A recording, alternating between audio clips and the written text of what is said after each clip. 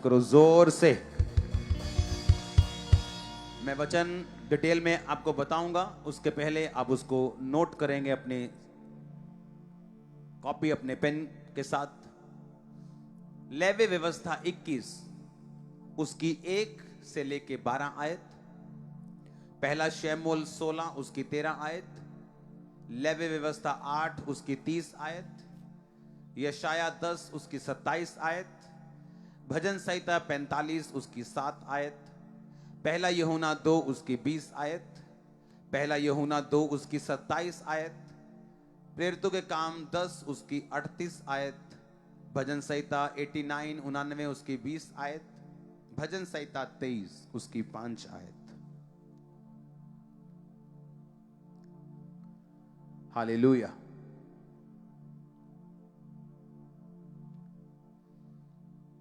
आपने पवित्र आत्मा के बारे में, आप चर्च आगे आइए थोड़ी सी, है ना? मजा आ रहा है कि नहीं? अगली बारी और आपको आगे लेके आऊंगा और यहां बिठाऊंगा। आमीन। मैं पढ़ूंगा पहले भजन संहिता 45 उसकी 7 आयत से शुरू करूंगा। तूने धर्म से प्रीति और दुष्टता से बैर रखा है, इस कारण परमेश्वर ने, हां तेरे परमेश्वर ने तुझको तेरे साथियों से अधिक हर्ष के तेल से अभिषिक्त किया है। मैंने आपको बताया पवित्र आत्मा क्या है, बेस कम करना, कि पवित्र आत्मा आपकी लाइफ में क्यों आता है और वो क्या करता है, वो क्या करने के लिए आता है। आपने उसे सुना पिछले दिनों में। अब पवित्र आत्मा जब आता है, बाइबल ये कहती है कि आपको परमेश्वर अभिषेक से भरता है। अभिषेक क्यों देता है परमेश्वर आपको? कम करो इसको ज्यादा माइक, क्योंकि परमेश्वर ये चाहता है कि आपके जीवन में से हर बंधन, हर जुआ तोड़ दिया जाए। यशाया 10 मैं दोबारा चाहूंगा पढ़े। आपने वीरवार कुछ वचनों को इसमें से सुना है, लेकिन मैं चाहता हूं आप इसको दोबारा सुने।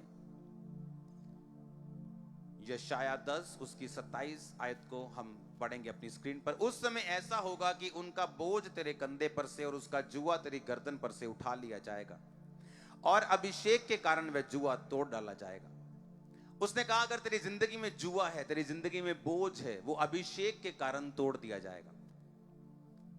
वो बोझ फाइनेंशियल ट्रबल का हो सकता है, वो बोझ शारीरिक हो सकता है, मानसिक हो सकता है, वो परिवार का हो सकता है, कलेश का हो सकता है, श्राप का हो सकता है, निराशा का हो सकता है। क्योंकि जब एक इंसान के ऊपर बोझ आता है तो वो ऊपर नहीं देख सकता।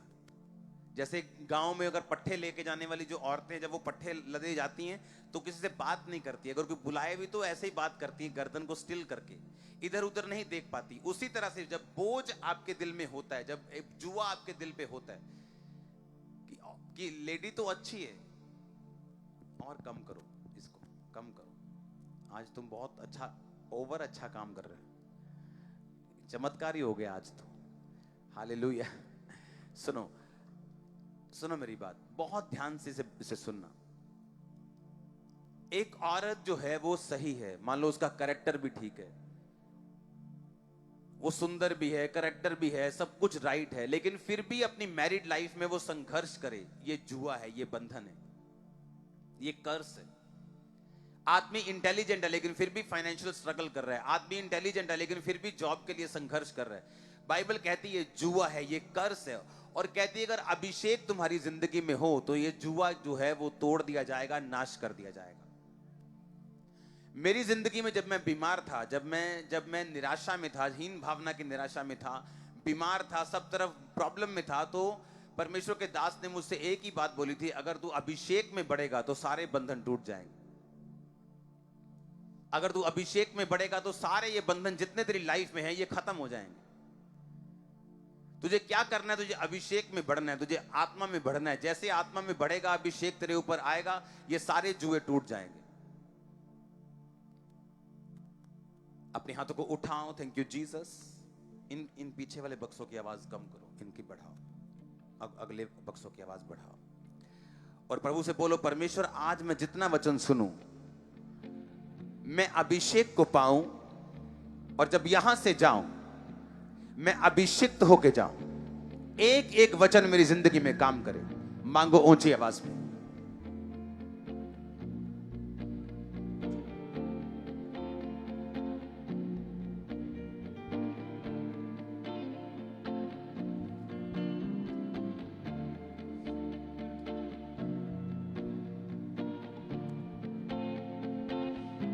आमीन। अब अगर परमेश्वर यहाँ पे अंधों को आंखें दे रहा है, अगर लंगड़े चल रहे हैं, अगर लोग कैंसर से आजाद हो रहे हैं, तो ये कैसे हो रहा है? अभिषेक के कारण। अब प्रॉब्लम क्या है कि हर बंदा ये चाहता है कि उसके जीवन में अभिषेक हो, क्योंकि अभिषेक से बंधन टूटते हैं, उसको मालूम है। अभिषेक से आपके जुए टूटेंगे, हमें मालूम है। अभिषेक से फाइनेंस का लेवल अगले लेवल पे चला जाएगा, सेवकाई अगले लेवल पे चली जाएगी, लाइफ अगले लेवल पे चली जाएगी, हमें मालूम है। लेकिन बात यह है कि अभिषेक आएगा किसकी जिंदगी में? इसे ले कौन सकता है? पहली बात तो वो ले सकता है जिसके अंदर पवित्र आत्मा है, जिसने पवित्र आत्मा को पाया हुआ है, क्योंकि अभिषेक जो है ये पवित्र आत्मा का प्रोडक्ट है। अगर आपके जीवन में पवित्र आत्मा है, जो मैंने पिछले हफ्ते वचन दिया उसको दोबारा जाके सुनो, अगर नहीं सुना तो।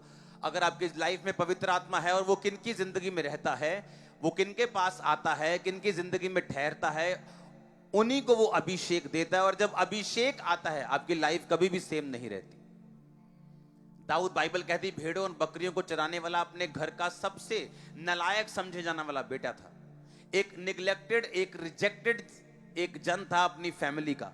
ये इससे मालूम होता है कि जब शमूएल नबी, क्योंकि नबी जब पुराने समय में परमेश्वर के जो जन थे, जो असली परमेश्वर के जन थे, जो रियल मैन ऑफ गॉड थे, जब वो किसी के घर जाते थे तो लोग डरते थे। उन्हें लगता था कि या तो बड़ी बुरी खबर आई है या बहुत अच्छी खबर आई। जैसे कहते हैं ना, दिल के मरीजों के लिए ज्यादा बुरी खबर भी बुरी है और ज्यादा अच्छी खबर भी उन्हें ध्यान से सुनानी चाहिए। तो वो लोग डरते थे कि या तो बहुत ही अच्छी खबर लेके आया तो या तो बहुत ही बुरी खबर ले। तो लोग जो ऐसे लोगों से, परमेश्वर के असली जो दास थे, जिन पे आत्मा उतरता, उनसे डरते थे लोग। और जब शमूएल नबी उनके घर में गया और उसने कहा कि मैं तेरे एक बेटे को मसा करने के लिए आया हूं, आप इमेजिन करो कि दाऊद भेड़ बकरियां चरा रहे थे, उसको बुलाना भूल गए। वो आपके घर में इतना बड़ा फंक्शन हो, आपके घर में कोई शादी से भी बड़ा फंक्शन हो, और आप अपने सगे भाई को बुलाना भूल जाएं, अपनी सगी बहन को बुलाना भूल जाएं, जो कहा आपने कहीं खुद काम पर भेजा, अपने घर की किसी असाइनमेंट पे भेजा है, किसी रिश्तेदार के पास काम करने के लिए भेजा है, या अपना काम करने के लिए भेजा है, कहीं पेंट करने के लिए भेजा है 4 दिन के लिए, आप उसको भूल जाओ। ये तभी हो सकता है अगर वो रिजेक्टेड हो इंसान, अगर वो भाई, अगर वो बहन, घर का वो मेंबर जिसकी परवाह ना लोग करते हो, घर के मेंबर, ये उन्हीं के साथ हो सकता है। और आप इमेजिन करो, दाऊद एक रिजेक्टेड जन था, लेकिन बाइबल कहती जब परमेश्वर का अभिषेक दाऊद के ऊपर आया तो वो उसी रिजेक्टेड फैमिली के ऊपर और वो पूरे देशों के ऊपर वो राजा कहलाया। और कितने साल उसने राज किया, एक रिजेक्टेड इंसान ने। सेम मसा आपके परिवारों पे, आपके बच्चों पे आ रहा है आज यीशु मसीह के नाम में। आमीन, ऊंचा चाहिए चर्च। सेम मसा मैं देख रहा हूं आते हुए यीशु मसीह के नाम में। आमीन। अब हमें ये बात समझनी है कि ये अभिषेक मेरी जिंदगी में कैसे आएगा। मैं ये समझ चुका हूं कि ये पवित्र आत्मा के बाद आता है। मैं पवित्र आत्मा को पाने के लिए तैयार हूं, उसके लिए तौबा करने के लिए तैयार हूं, पाप छोड़ने के लिए तैयार हूं, सब तरह के गंदे काम छोड़ने के लिए तैयार हूं, लंगर प्रसाद छोड़ने के लिए तैयार हूं, प्रभु को मानने के लिए तैयार हूं, बपतिस्मा लेने के लिए तैयार हूं। ओके, अब आपने पवित्र आत्मा को पा लिया और आप एक धर्मी जीवन जीने लगे। अब आगे क्या? अब अभिषेक आपकी जिंदगी में कैसे है? क्योंकि अगर ये अभिषेक नहीं है, हो सकता है आप इंटेलिजेंट हो फिर भी फाइनेंशियल जुए के नीचे हो, आप बड़ी अच्छी हो लेकिन मैरिज लाइफ में डिस्टर्ब हो, आप बहुत बेहतर जिंदगी आपकी थी, आत्मिक जिंदगी, फिर भी आपके जो बच्चे हैं वो आपके कहने में नहीं है, आपके घरों में कलेश है। क्योंकि बाइबल कहती है कि जुआ एक ही चीज नाश कर सकती है इस धरती के ऊपर, जिसने तुम्हारे सिर को बांधा हुआ है, जिसने तुमको ऊपर नहीं देखने देता, तुमको एंजॉय नहीं करने देता, लाइफ को जीने नहीं देता। एक ही चीज है, वो जुआ है, जो तुम्हें वो बंधन है, वो तुम्हें जीने नहीं देता। और बाइबल कहती एक ही चीज है इस धरती के ऊपर जो तुम्हारे बंधनों को नाश कर सकती है। अच्छा इंसान तुम्हारे बंधनों को नाश नहीं कर सकता। वो तुम्हें पैसा दे सकता है, वो तुम्हें तसल्ली दे सकता है, वो तुम्हारे साथ दुख को शेयर कर सकता है, तुम्हारे आंसू पहुंच सकता है, लेकिन तुम्हें बंधनों से आजाद नहीं कर सकता। बाइबल कहती अभिषेक के कारण, यशायाह 10 उसकी 27 को फिर पढ़ेंगे, अभिषेक के कारण तेरा वो जुआ, इंग्लिश हिंदी में लिखा तोड़ डाला जाएगा, लेकिन इसका असली शब्द है नाश कर दिया जाएगा। कि वो तोड़ना होता है एक रस्सी को तोड़ देना, नाश करना होता है कि रस्सी को जला के उसका बल खत्म कर देना, उसको राख में बदल देना। परमेश्वर ने कहा मैं तेरा जुआ राख में बदल दूंगा, कभी तेरे को मालूम भी नहीं होगा तेरी जिंदगी में ऐसा जुआ भी था कभी। आमीन। हर तरह का जुआ, हर तरह का बंधन, हर तरह का बोझ एक फैमिली में वो नशे का हो सकता है, एक फैमिली वो एक फाइनेंशियल कर्ज का हो सकता है, कर्जे का हो सकता है। कर्जे वाला इंसान भी ऊपर शक्ल करके नहीं जीता, अपना फोन नहीं उठाता, लोगों से सामने देखकर बात नहीं कर पाता, क्योंकि उसे मालूम है वो कर्जदार है। बाइबल कहती है जो कर्जा लेता है वो कर्जा देने वाले का नौकर है, वो कर्जा देने वाले का दास है। और परमेश्वर ने कहा मैं इस दासता से तुम्हें आजाद कर सकता हूं, मैं इस बंधन से, इस जुए से तुम्हें आजाद कर सकता हूं, सिर्फ एक काम करने के कारण। अगर तुम लोग से समझ जाओ कि अभिषेक के कारण तेरा वो जुआ नाश कर दिया जाएगा। अगर आपकी लाइफ में सबसे कीमती चीज कोई है वो आपका अभिषेक है।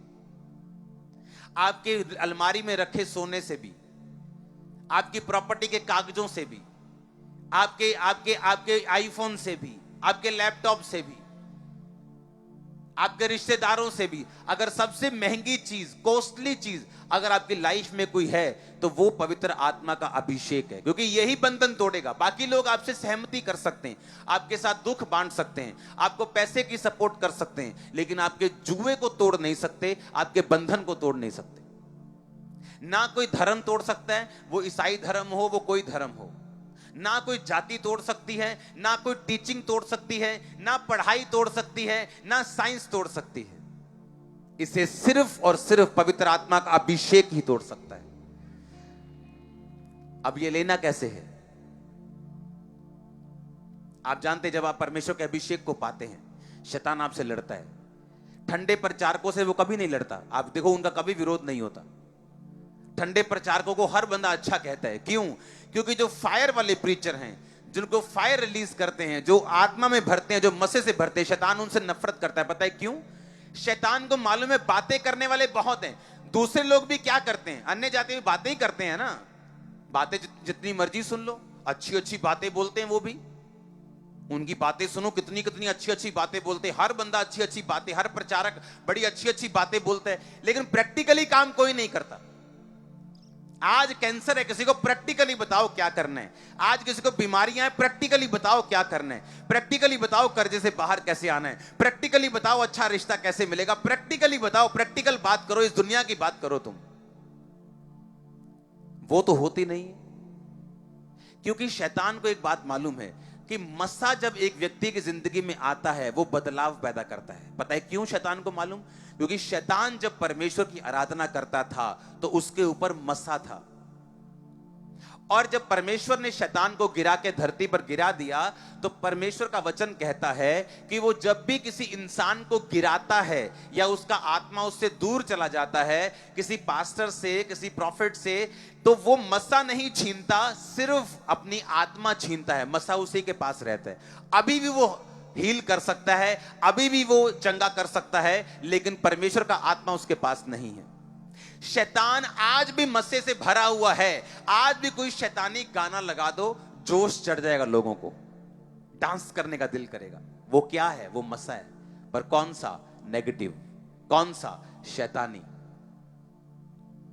आप कहीं जाएंगे, कहीं कुछ लगा होगा, कुछ ऐसा, मैं बोल नहीं सकता, कुछ ऐसा लगता है, आपको लगता है पावर महसूस होती है आपको उनके गानों में भी। वो रियल पावर है, आपको मालूम होना चाहिए। वो पावर रियल है, पर किसकी है? शैतान की।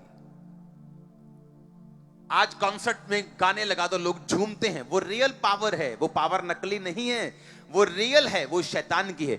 इसीलिए शैतान को पता है कि मैं इनको ये जितनी मर्जी बाइबल पढ़ी जाए, लेकिन जिस दिन ये प्रैक्टिकल करेंगे और मसा आएगा उस दिन लड़ूंगा, पहले नहीं लड़ूंगा।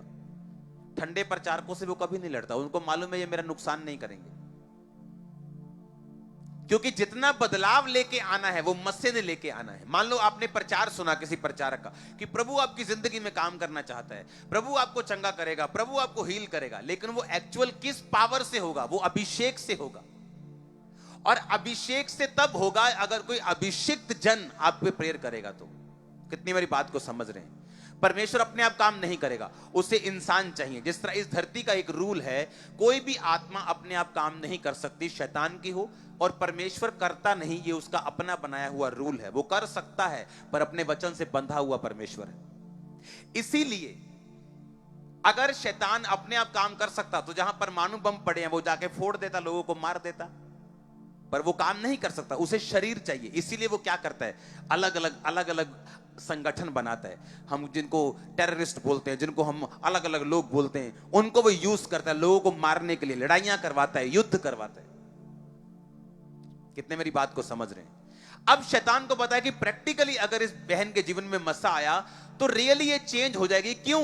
क्योंकि शैतान के पास भी मस्सा है, उसी मस्सा से वो लोगों को बिगाड़ता है। उसे मस्से की वैल्यू पता है, उसे जुए का टूटना मालूम है कि ये अनॉइंटिंग है, दैट्स मेक्स द डिफरेंस। सिर्फ अभिषेक है जो डिफरेंस पैदा करता है एक विश्वासी के साथ दूसरे विश्वासी के बीच में। ये डिफरेंस जो है वो अनॉइंटिंग का है, वो मस्से का है, उसे मालूम है। इसीलिए जब एक इंसान आत्मा में बढ़ता है उसे कलेश उठाने पड़ते हैं, फालतू की लोग बातें करना शुरू करते हैं। जब जैसे ही आप आत्मा में बढ़ेंगे अलग अलग चीजें शुरू हो जाएगी। क्यों? शैतान को मालूम हो जाता है कि नहीं, परमेश्वर का अभिषेक इसके ऊपर है, इसको थोड़ा सा तंग करो, इसको थोड़ा सा डिस्टर्ब करो, क्योंकि अभी उसे मालूम है अभिषेक आ रहा है, उसे मालूम है बदलाव लाने वाला लोगों की जिंदगी में जो असल काम होगा वो अभिषेक ने करना है। आमीन। आप इमेजिन नहीं करेंगे मैं किन किन चीजों से निकला हूं सेवकाई की जब शुरुआत थी, और महा झूठों से निकला हूं। ऐसे झूठ जो मेरे को सुन के हंसी आती थी।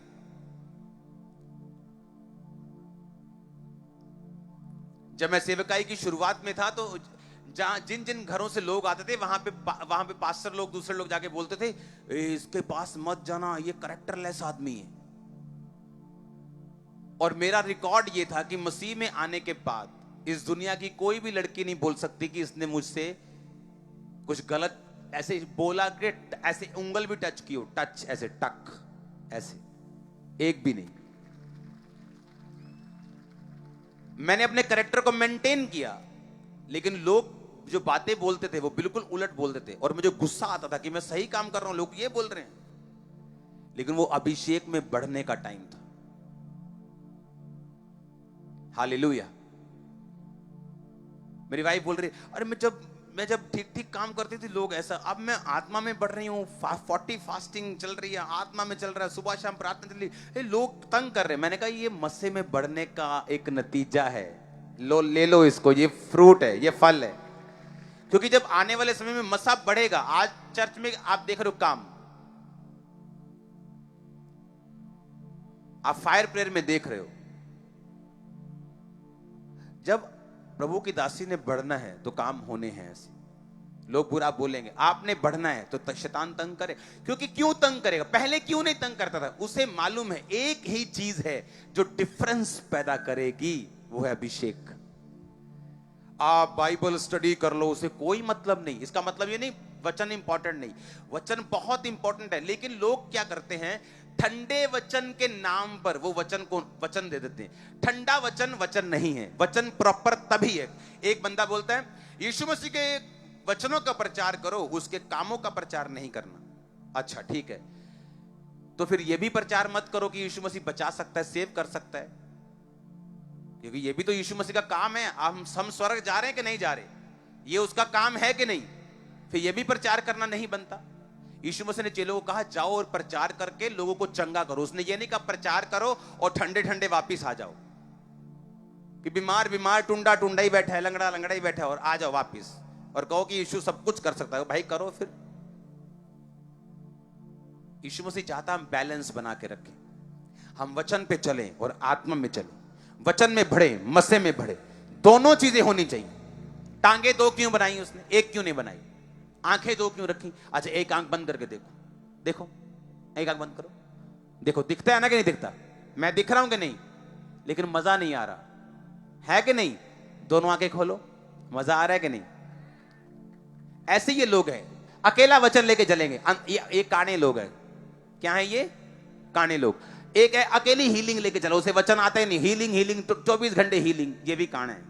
जिसकी दोनों आंखें खुली हैं वो वचन भी देगा, हील भी करेगा। दो हाथ क्यों दिए? दो कान क्यों दिए? दो टांगे क्यों दी? पेयर में परमेश्वर ने क्यों भेजा? वचन और सामर्थ। परमेश्वर ने कहा ना तुम वचन को जानते हो ना सामर्थ को जानते, इसीलिए भूल में पड़े हो। या तो लोगों की आदत है बाइबल स्टडी में घुस जाएंगे, लेकिन बाइबल जो कह रही है उसमें तो घुसो। वो तो कह रही अभिषेक बंधन तोड़ता है, वो तुम्हारे पास है नहीं। वो कहता है हील करो, वो कहता है लंगड़ों को चलाओ, वो कहता है मुर्दों को, वो तुम करते नहीं। जो जो आसान है उसे पकड़ लेते हो, और जो कर रहा है उसकी निंदा करते हो। हालेलुया। हमें दोनों में चलना है, हमें वचन में मास्टर बनना है, हमें हीलिंग में बढ़ना है, हमें मस्से में बढ़ना है। क्यों? शैतान क्यों मस्से वाले लोगों की नफरत करता है, उनसे नफरत करता है? उसे मालूम है कि जब मस्सा आएगा ये बंधन टूट जाएगा, जुआ खत्म हो जाएगा। उसे मालूम है, ये प्रैक्टिकल मालूम है, क्योंकि उसके पास अभी तक मस्सा है। प्रभु ने मस्सा वापस नहीं लिया। जो सेवक प्रभु के नाम पे खड़े होके गलत काम करते हैं, मस्सा उनसे भी हटता नहीं है, याद रखना। मत सोचो कि लंगड़े चल रहे तो परमेश्वर का आत्मा है। वो गिफ्ट है, वो गिफ्ट है, वो एक वरदान है जो प्रभु ने दिया है कभी, पर आत्मा होना जरूरी है। आत्मा कैसे मालूम होता है? आपको परमेश्वर का आत्मा गाइड करता है, अगुवाई करता है। आप कॉपी नहीं मारते, आप बताते हैं कि क्या होना है, किधर होना है। एक एक वर्ड आपको मैंने बताया, पूरा हो रहा है कि नहीं हो रहा। एक एक सिंगल 5 साल पहले, ये नहीं खबर पढ़ के एनालाइज करके फिर बोली गई इंटरनेट पे, जो पास हो गया उसको डाल दिया, जो फेल हो गया उसको काट दिया। कोई ड्रामेबाजी नहीं। 5 साल पहले आपको बताया क्या होगा। एक बम बजा, सोना 10% ऊपर, और मैंने आपको बताया था आने वाले टाइम में नोट ऐसे मैंने गलियों में देखे। अब आपको यह बात मालूम कर लेनी चाहिए कि अगर मुझे कुछ चाहिए, चाहे मैं बिजनेसमैन हूं, चाहे मैं हाउसवाइफ हूं, चाहे मैं एक स्टूडेंट हूं, चाहे मैं कोई भी हूं, मेरा बंधन जो है, मेरा जुआ जो है, मेरी लिमिटेशन जो है, वो अभिषेक ही तोड़ेगा और कोई नहीं। आमीन। अब पाना कैसे है? पवित्र आत्मा, आपको वचन सुना who is Holi spirit part 4 तक, उसको सुनो दोबारा से। मैंने आपको बोला कि पूरा साल हु इज होली स्पिरिट और अनॉइंटिंग, ये वाला वचन जो 3-4 हफ्ते चलेगा, इन दोनों को सुनते रहना जब तक आप इसमें पक्के ना हो जाओ। लाइफ सेम नहीं होगी। अब मुझे यह मालूम हो गया कि पवित्र आत्मा के बाद मसा आता है। जैसे जब सूर्य उगता है तो गर्मी होती है, ऐसा नहीं होता कि सूर्य आ जाए और गर्मी ना हो। सूर्य उगने के बाद तभी गर्मी नहीं आती अगर बादल हो। अगर पाप के बादल हैं तो गर्मी नहीं आएगी। अगर पवित्र आत्मा आ गया है तो अभिषेक आएगा। अब लेना कैसे, उसकी सुनो। लेवी व्यवस्था 21 उसकी 1 से 12 आयत।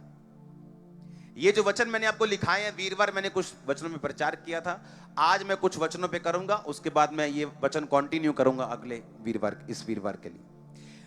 एक आयत, फिर यहोवा ने मूसा से कहा, हारून के पुत्र जो याजक हैं उनसे कह कि तुम्हारे लोगों में से कोई भी मरे तो उसके कारण अपने आप को अशुद्ध मत करना। अपने निकट कुटुंबियों अर्थात अपनी माता पिता, बेटे बेटी, भाई, अपनी कुंवारी बहन जिसका विवाह ना हुआ हो या जिसका निकट का रिश्ता है, उसके लिए अपने आप को तू अशुद्ध कर सकता है। पर याजक होने के नाते वह अपने लोगों का प्रधान है, इसलिए वो अपने आप को ऐसा अशुद्ध ना करे कि अपवित्र हो जाए। वे ना तो सिर मुंडाए, ना गाल मुंडाए, ना शरीर चीरें। ये आगे उसके कंडीशंस हैं, शर्तें हैं। अब मैं पढ़ूंगा इसकी 8 आयत को, 10 आयत को। जो अपने भाइयों में महायाजक हो, पहले मैंने याजक का पढ़ा, अब मैं महायाजक पढ़ता हूं। जिसके सिर पर अभिषेक का तेल डाला गया हो, जिसका पवित्र वस्त्रों को पहनने के लिए संस्कार यानी अभिषेक हुआ हो, वह अपने सिर के बाल बिखरने ना दे और ना अपने वस्त्र फाड़े, ना किसी लोथ के पास जाए, ना अपने माता पिता के कारण अपने आप को अशुद्ध करे, पवित्र स्थान से बाहर ना निकले और अपने परमेश्वर के पवित्र स्थान को अपवित्र ना ठहराए, क्योंकि वह अपने परमेश्वर के अभिषेक का तेल रूपी मुकुट धारण किए हुए है। मैं यहोवा हूं। सब बोलो आमीन। 2 तरह के लोग थे याजक। याजक कौन होते थे? जब इजरायली लोग परमेश्वर के भवन में जाते थे तो जो मेल बलियां होती थी, जो लोग ऑफरिंग लेके जाते थे, भेड़ लेके जाते थे, पाप करते थे तो भी ऑफरिंग लेके जाते थे, मुंह से नहीं मांगते थे, देते थे प्रभु को। भेंट, हमेशा देने से आपके चीजें खत्म होती। वो पाप बलि, भेंट बलि, मेल बलि लेके जाते थे और याजक उनको चढ़ाते थे। ये याजकों का काम था। अन्न की बलि चढ़ाते थे, सुबह और शाम को भेड़ की बलियां देते थे।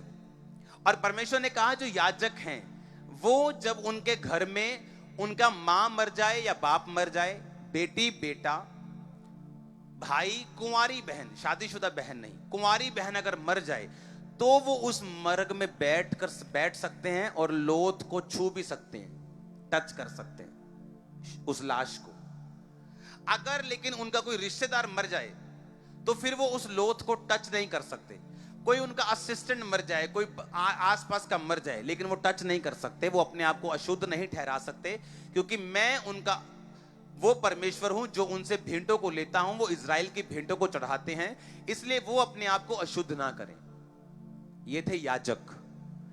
फिर परमेश्वर कहता है कि महायाजक होता, जो सबसे ऊपर होता था। परमेश्वर ने कहा महायाजक पवित्र स्थान से कभी बाहर भी ना निकले, उसका मां बाप भी मर जाए तो भी उस लोथ को वो टच ना करे, अपने बालों को कभी भी बिखरने ना दे, अपने वस्त्रों को कभी भी फाड़े ना, क्योंकि वो परमेश्वर का अभिषिक्त किया हुआ महायाजक है, जो लोगों के पापों के लिए एक बार परम पवित्र स्थान में, जो तीसरा तंबू का स्थान होता था, उसके अंदर जाता था। और अगर वो महायाजक पापी होता था, वहीं डेथ हो जाती उसकी, और उसके रस्सी लगी होती थी, और जब लोग देख रहे थे कि उसकी डेथ हो गई तो उसको खींच के रस्सी से बाहर निकालते थे। इन दो कंडीशंस में हम देखेंगे, याजक के ऊपर कम अभिषेक था, महायाजक के ऊपर ज्यादा अभिषेक था। जिसके ऊपर कम अभिषेक था उसकी रेस्ट्रिक्शंस, उसकी शर्तें थोड़ी थी, जिसके ऊपर ज्यादा अभिषेक था उसकी शर्तें ज्यादा थी।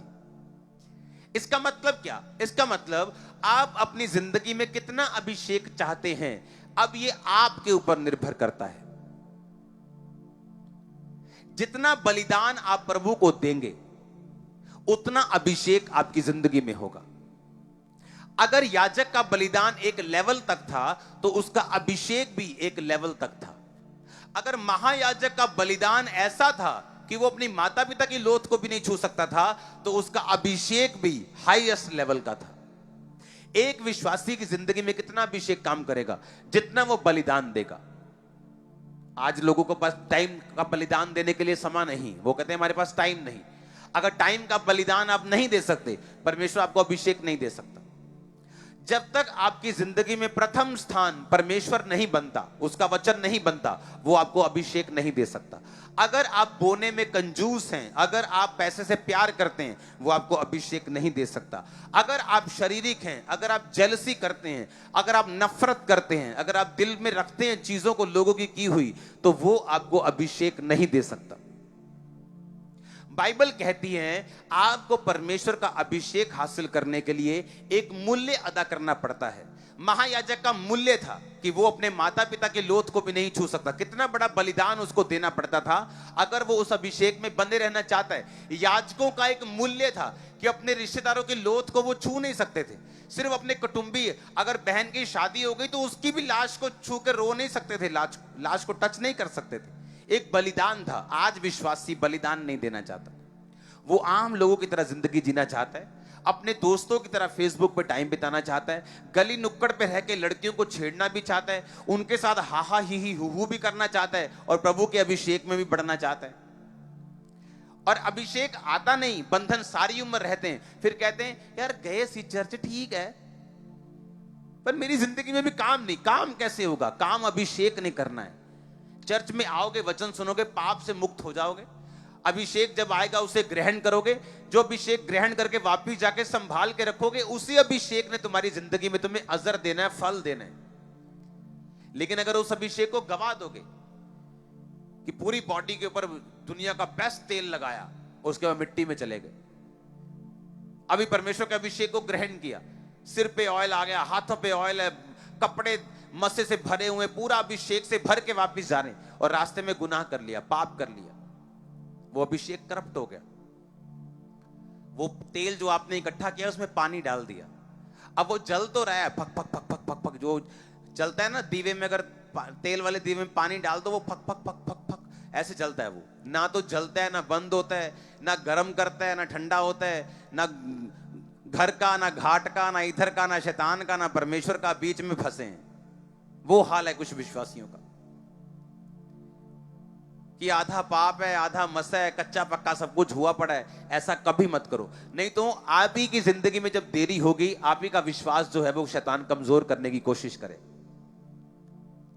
जब मुझे ये मालूम है कि अभिषेक के कारण मेरा बंधन टूटने वाला है, जब मुझे ये मालूम है कि अभिषेक के कारण सारे जुए टूटने वाले हैं, तो क्यों ना मैं इसी अभिषेक को संभाल के रखूं। कितने मेरी बात को समझ रहे हैं? अब आपको ये मालूम है मुझे बलिदान देना है। जब आप बाइबल पढ़ने बैठेंगे अपने फेवरेट टीवी शो को छोड़ के, आपको मालूम है आपने बलिदान दिया। जब मैं आज कल रात को प्रेयर, अपनी पूरे रात को मैं अपने प्रार्थना के रूम में रहा हूं, मैं जानता हूं मैं परमेश्वर को समा दे के आया हूं। आप यहां पे सामान निकाल के आए, अपने काम छोड़ के आए, पूरा दिन हम यहां वर्शिप करते हैं, ये बलिदान है। इसलिए आप सेम वापस नहीं जाते। जब आते हैं मसा आप लेके जाते हैं, मसा काम करता है, आपको महसूस हो या ना हो। एक परफ्यूम की दुकान पे काम करने वाला कर्मचारी जब रात को अपनी दुकान से निकलता है तो बिना परफ्यूम लगाए भी वो महक रहा होता है। एक ऐसा जन जिसे अभिषेक के बारे में कुछ नहीं पता, अगर लेकिन अभिषिक्त चर्च को अटेंड करना शुरू कर दे, अभिषेक उसकी जिंदगी में आता है। बाइबल कहती है आपको अभिषेक के बारे में कुछ नहीं मालूम, लेकिन जब आप लगातार चर्च को अटेंड करते हैं, आप लगातार वचनों को सुनते हैं, जब आप लगातार परमेश्वर के घर में आके अभिषेक वाले माहौल में रहते हैं, आप सेम उसी फ्रेग्रेंस को, उसी मस्से को, उसी ग्रेस को आप हासिल करके जाते हैं। और होता क्या है, जब अभिषेक आता है फेवर आता है, अभिषेक आता है ओवरफ्लो आता है। भजन संहिता 23 उसकी 5 आयत को पढ़े। तूने मेरे सताने वालों के सामने मेरे लिए मेज बिछाता है। तू मेरे सताने वालों के सामने, बोलो तू मेरे सताने वालों के सामने मेज बिछाता है। तूने मेरे सिर पर तेल मला है, मेरा कटोरा उमड़ रहा है। आमीन। अगर तेल आपके सिर पे होगा, तेल मीन मसा, तो कटोरा उमड़ेगा, मसा उमड़ेगा।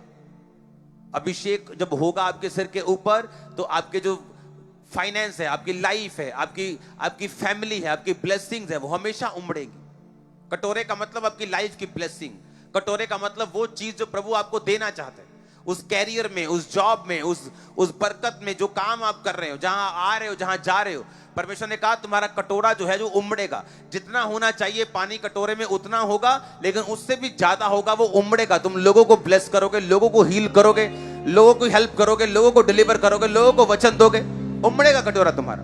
कैसे? तेल के साथ। हालेलुया।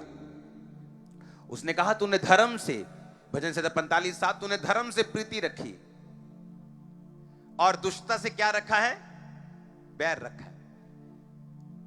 जब आप धर्म से प्यार करते हैं और दुष्टता से बैर करते हैं, मैंने ऐसी से औरतें देखी हैं, उनका बेटा उनको मालूम है सिलेंडर चोरी करके घर पे पैसे लेके आता है, पर कभी मना नहीं करती। उनको मालूम है कि ये पैसा गलत तरीके से कमाया गया, लेकिन वो कभी बैर नहीं करती। उनको लगता है ठीक है, शायद दुनिया में यही चलता है। उनको मालूम है तेल बेच के आया है, तेल बेच के ये कहीं कंपनी में कहीं ड्राइवरी करता है और वहां का तेल चोरी करके आया, लेकिन वो कभी नहीं बोलती, क्योंकि वो दुष्टता से जब बैर आप नहीं करेंगे, आप धर्म से प्यार नहीं करेंगे, तब तक परमेश्वर का अभिषेक आपके जीवन में नहीं आएगा। जब आप अपने आप को सुरक्षित करेंगे इन शैतानी चीजों से और शैतान को ना कर देंगे, कम में जी लेंगे लेकिन सही जी लेंगे, तो क्या होगा? परमेश्वर ने कहा, इसलिए परमेश्वर ने तुझे तेरे साथियों से अधिक हर्ष के तेल से अभिषिक्त किया है।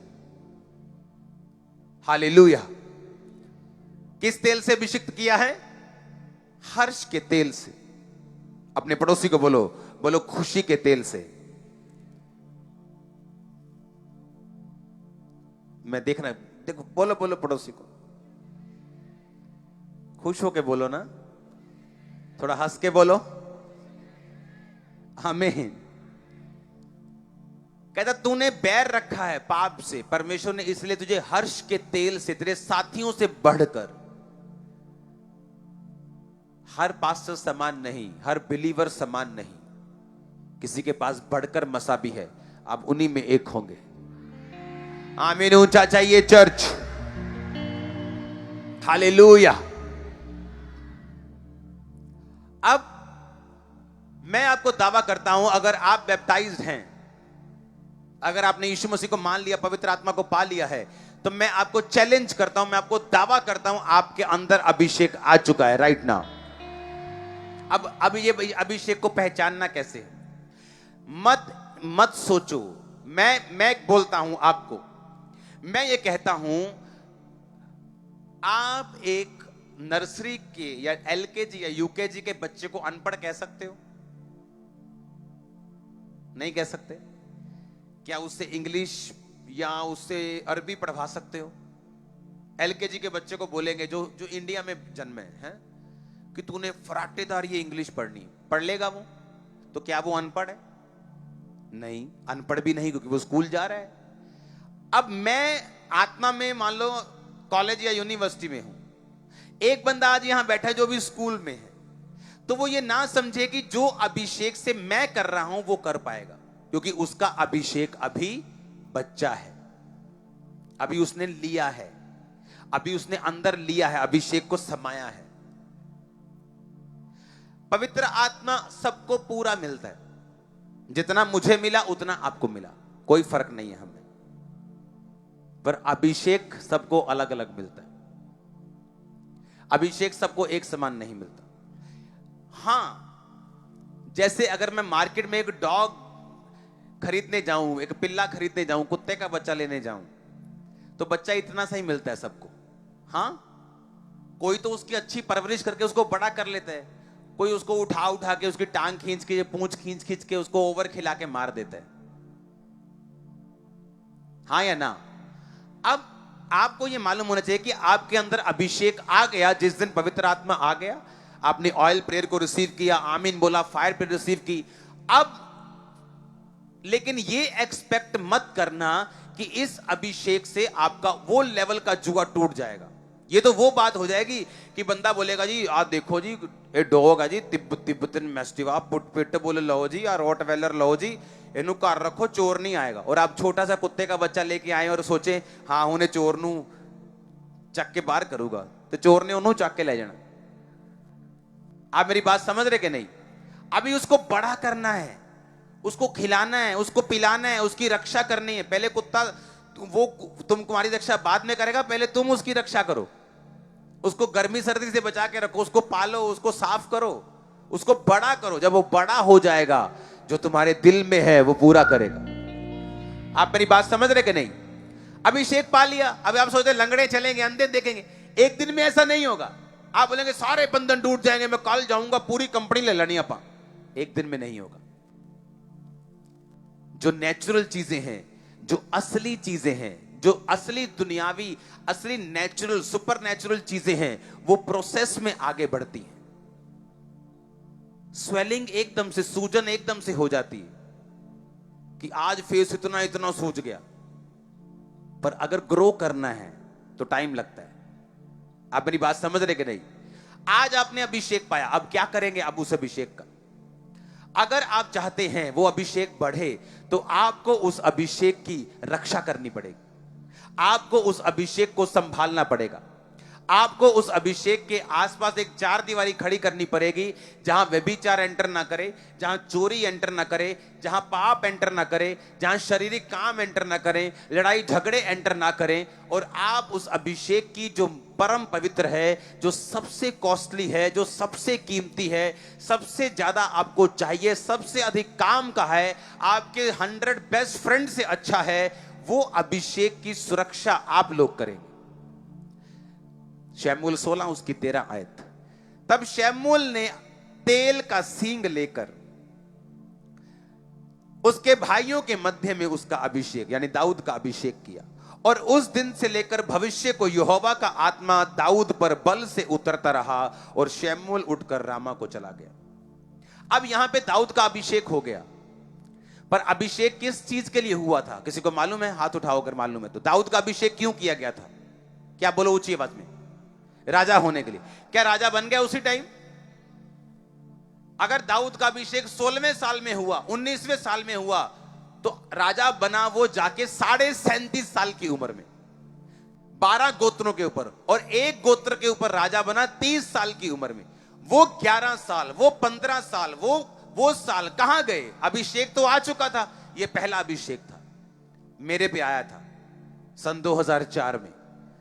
क्या किया मैंने? संभाल के रखा, लड़कियों के चक्कर में नहीं फंसा, पाप के चक्कर में नहीं फंसा, शैतान के चक्कर में नहीं फंसा।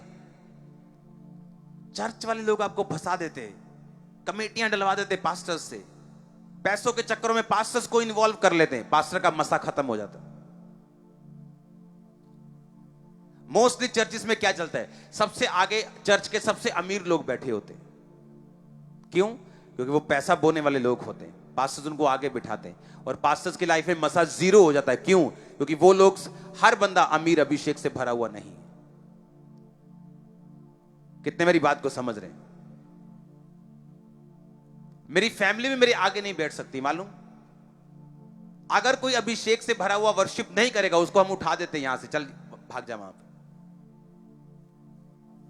गेस्ट को हम आगे नहीं बिठाते। क्यों?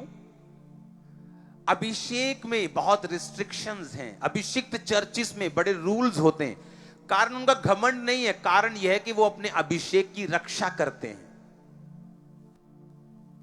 मेरे घर में कोई रिश्तेदार संडे मॉर्निंग नहीं आ सकता, कोई मेरे घर फोन नहीं कर सकता, कोई मेरे साथ बात नहीं कर सकता, कोई टीम मेंबर बिना मिनिस्ट्री के, जो मैंने काम दिया है, ये वो सब साउंड वाउंड, इसके अलावा मेरे से कोई भी किसी भी तरह की बात नहीं कर सकता। अगर करेगा तो उसको सजा मिलेगी। हमें अपने अभिषेक की क्या करनी है? रक्षा करनी है। कितने मेरी बात को समझ रहे हैं? अब अभिषेक तो उसमें 16 साल की उम्र में आ गया, लेकिन राजा वो 30 साल की उम्र में बना, कंप्लीट राजा, 12 गोत्रों का 37.5 साल की उम्र में। तब तक क्या किया? तब तक उस अभिषेक को ग्रो किया, बड़ा किया, क्योंकि जब तक वो इतना बड़ा नहीं होता कि वो गद्दी पे बैठ सकता, तब तक परमेश्वर ने उसको गद्दी से नीचे रखा।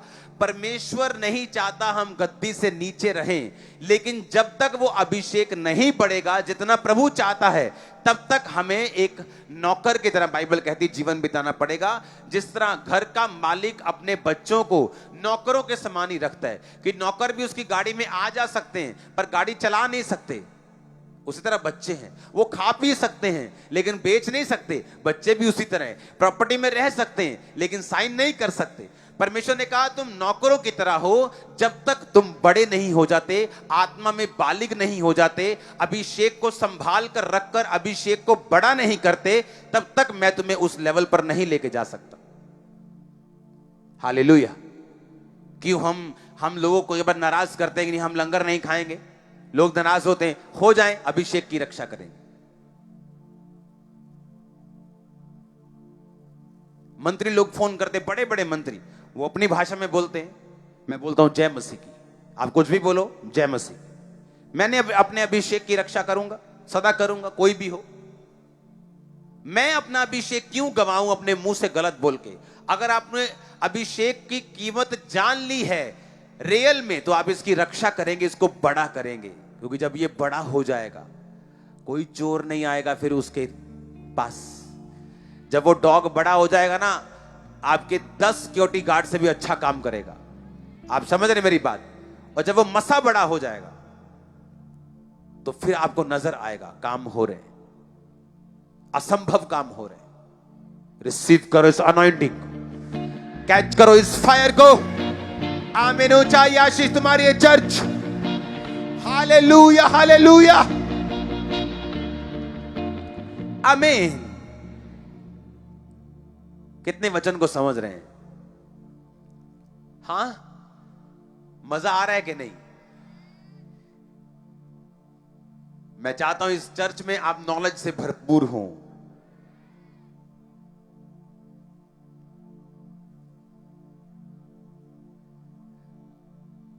अपने सोना चांदी, अपने रूबी, अपने डायमंड, अपने उसको प्रोटेक्ट करो, पर इस अभिषेक को सबसे पहले करो। सब जन खड़े हो जाओ, बोलो मैं सुरक्षा करूंगा। सुनो, आप विश्वास करते हो प्रभु का आत्मा यहां पे है? मैं आपको दावा कर रहा हूं, आप अभिषेक ग्रहण करके जा रहे हो, लेकिन वो किस लेवल का है? बोलो बेबी है। फिर क्या करना है उसको? वो बड़ा कैसे होगा? उसको खिलाना पिलाना पड़ेगा, बातों से बड़ा नहीं होगा। क्या खिलाओगे? प्रेयर, प्रे टाइम खिलाओगे, वचन का टाइम खिलाओगे, वो समय खाता है वो बेबी, वो पवित्रता ही खाता है। वो अनॉइंटिंग वाला बेबी है ना, जो वो पवित्रता ही खाता है, वो जेन्युइननेस खाता है, वो आपका हृदय का जो लेवल है वो खाता है, उसको वो उसे रिसीव करता है, फिर वो बड़ा हो जाता है, फिर वो बड़ा हो जाता है। जब वो बड़ा हो जाता है, वो 10 बेटों से भी अच्छा काम करता है।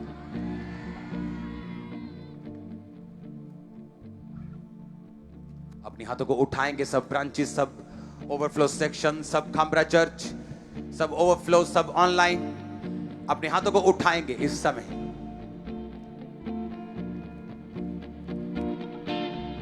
Hallelujah, hallelujah. गैर भाषा में बातें करेंगे, गैर भाषा में।